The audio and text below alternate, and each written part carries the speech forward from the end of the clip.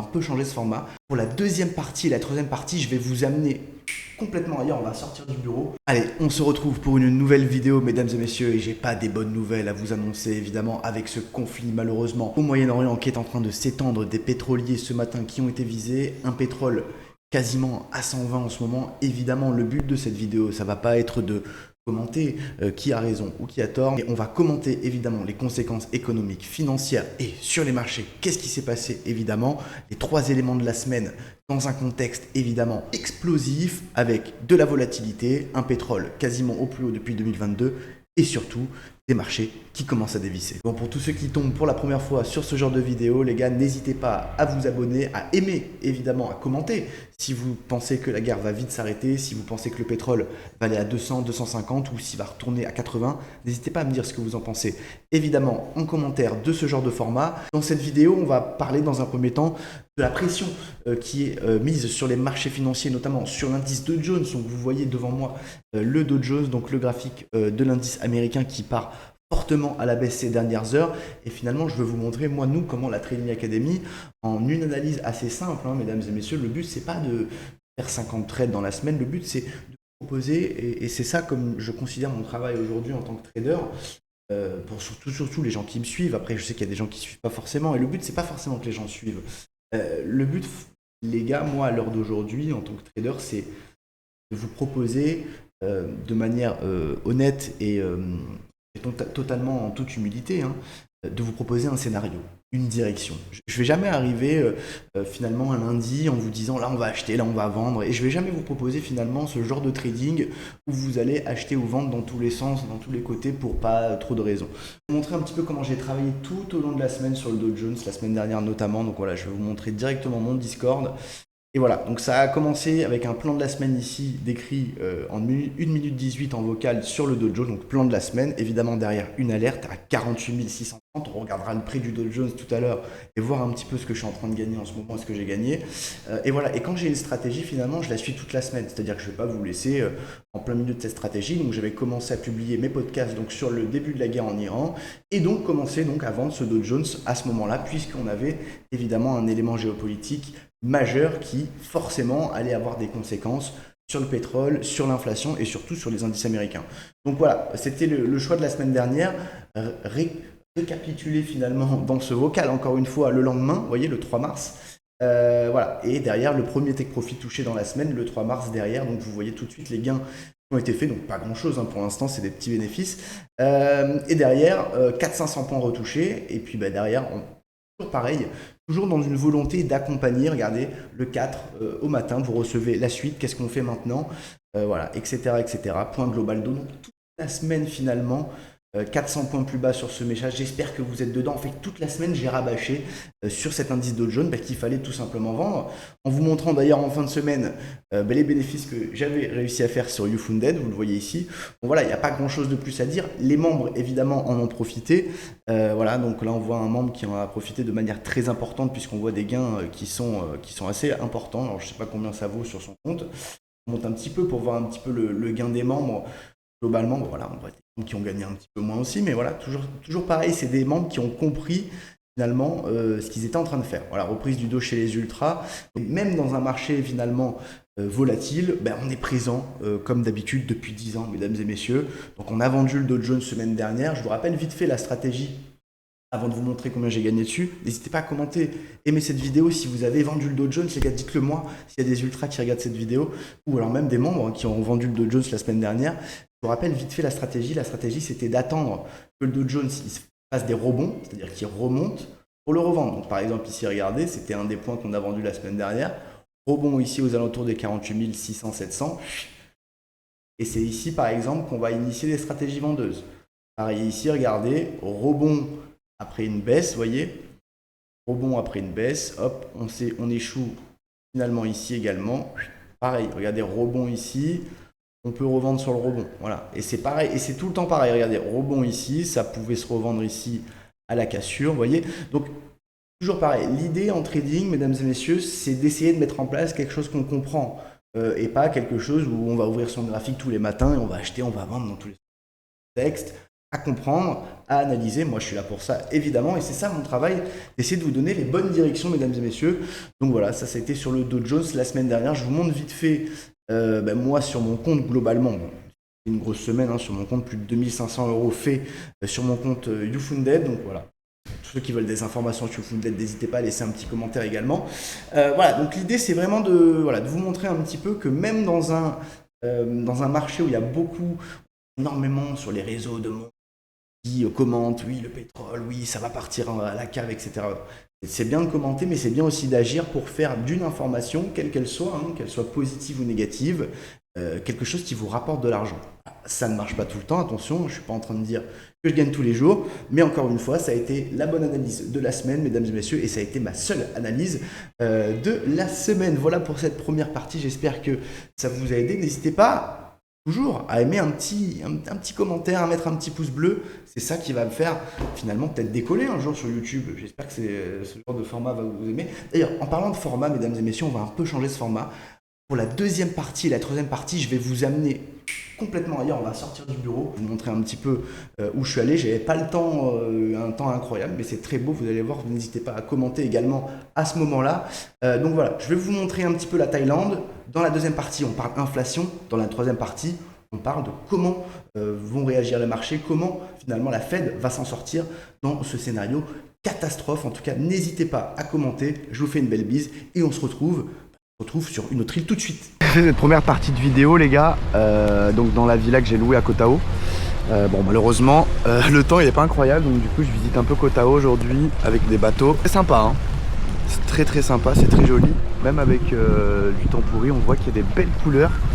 Mais malheureusement le temps n'est pas propice, mais c'est pas grave, on n'est pas là pour le temps. J'ai même des lunettes de soleil alors qu'il pleut, for sure.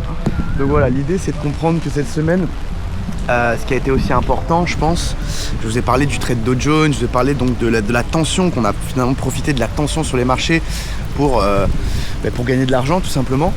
Putain il pleut fort là. Profiter de cette tension sur les marchés. Et en fait ce qu'il faut comprendre c'est que également ce qui a contribué à cette tension, c'est le blocage du détroit d'Ormuz.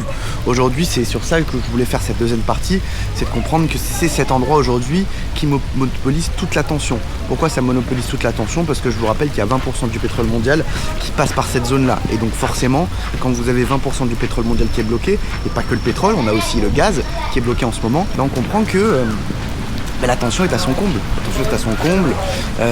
D'ailleurs, il y a quelques pays vous allez voir à l'écran, je vais vous mettre l'info, quelques pays qui ont coupé finalement leur production de gaz également.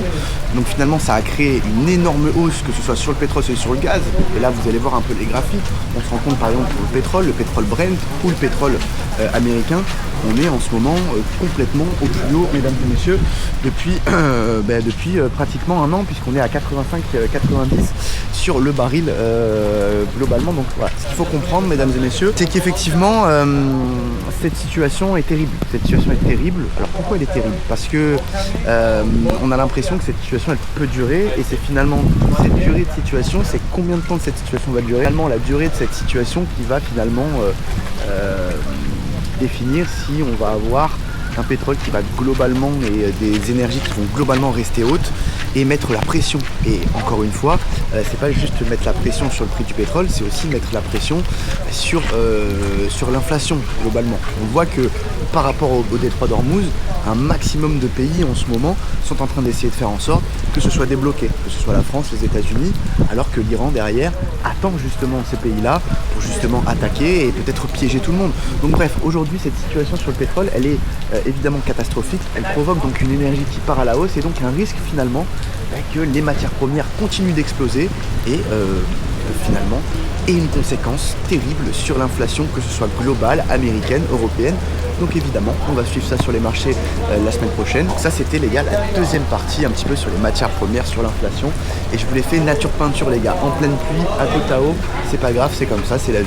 Parfois on n'a pas tout ce qu'on veut, voilà, on n'a pas tout ce qu'on veut dans la vie. Il faut savoir se contenter. C'est ce qu'on a fait d'ailleurs cette semaine avec une seule opération pratiquement prise sur le Dow Jones. Une seule opération, on s'est contenté. Bref, je ne vais pas me répéter, on va passer tout à l'heure à la troisième partie. Allez, pendant qu'on va parler de la troisième partie, je vous montre un petit peu. Donc même avec finalement un temps pourri, c'est quand même plutôt sympa, mesdames et messieurs. On va pas se mentir, même si le temps il est dégueu, c'est quand même plutôt bel endroit qui garde des belles couleurs. N'hésitez pas à me dire si ce genre de format ça vous plaît, un petit peu différent finalement de ce que je fais un peu au bureau. N'hésitez pas à aimer la vidéo, laisser un petit commentaire évidemment pour que je puisse continuer finalement ce genre de format si ça vous plaît évidemment, parce que ça me permet aussi de visiter, de vous montrer un petit peu où on va, et ça vous permet aussi clairement de faire un point sur ce qui se passe sur les marchés, et ça je trouve que c'est toujours très utile. Donc n'hésitez pas les gars à booster un petit peu la chaîne, laisser un petit pouce, c'est tout ce que je vous demande, c'est gratuit, et ça va me permettre derrière de voir un petit peu ce qui vous plaît le plus. Allez, je vous montre encore un peu, et puis on va passer les gars, si vous le permettez, à la dernière partie de cette vidéo.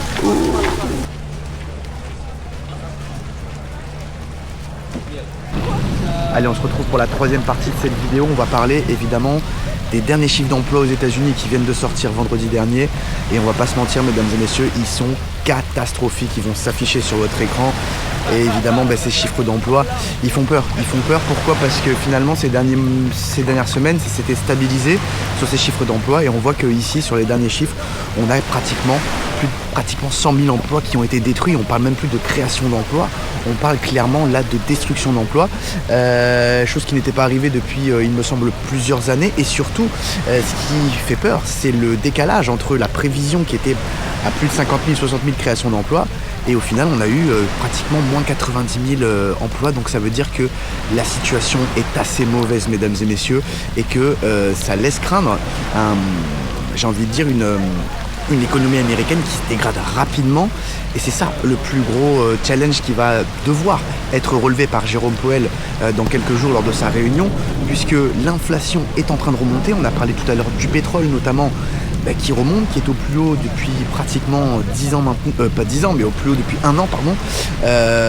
Et donc clairement, cette situation va faire remonter l'inflation, et avec des chiffres économiques tels qu'on a eu vendredi, des chiffres d'emploi qui se dégradent, l'économie donc montre des signes forts de ralentissement, et même peut-être d'effritement, d'effondrement rapide. Alors, qu'est-ce que va choisir Jérôme Powell? Et c'est ça finalement le gros enjeu là des prochaines semaines. Est-ce que la Fed finalement va choisir de protéger l'économie en baissant les taux rapidement, en sacrifiant l'inflation, ou alors est-ce que tout simplement la Fed va devoir attendre, ne rien faire et finalement rester bloqué dans une perspective peut-être de stagflation, une inflation qui remonte et une économie qui part un peu à la baisse? Donc forcément la Fed pourrait se retrouver bloquée, mesdames et messieurs, et ça serait pas bon pour les marchés financiers. Bref, je vous fais une petite conclusion tout à l'heure.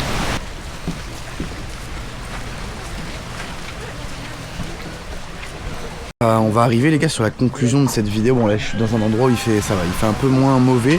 La conclusion de cette vidéo les gars, ça va être de dire que pour moi là clairement on a des éléments de marché, des éléments géopolitiques, des éléments aussi par rapport aux derniers chiffres NFP qu'on a eu de l'emploi qui est très compliqué. On va pas se mentir, Jérôme Powell il va clairement avoir un choix cornélien à faire, et même le successeur de la Fed, ça va être très compliqué pour lui.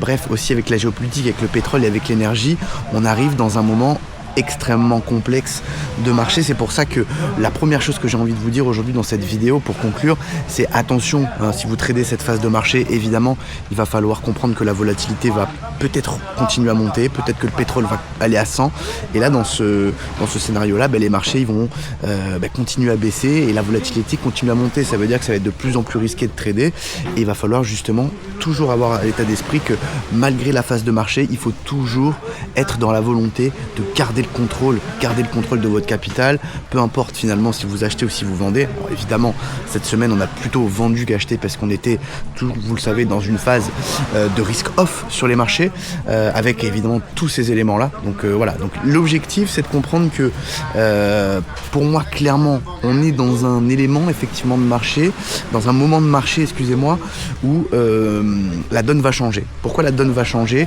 Parce qu'on considère, moi je considère quand même que les marchés financiers, les indices boursiers, les bourses concrètement, tout ce qui matérialise la performance des entreprises sont finalement sur des sommets, notamment quand on voit le Nasdaq qui va arriver à l'écran, quand on voit le Dow Jones sur des unités de temps mensuelles, on comprend qu'on est déjà sur des niveaux qui sont peut-être surachetés, et peut-être finalement cet élément géopolitique qui arrive va faire justement enfin corriger ces marchés qui n'ont pas corrigé vraiment depuis des années.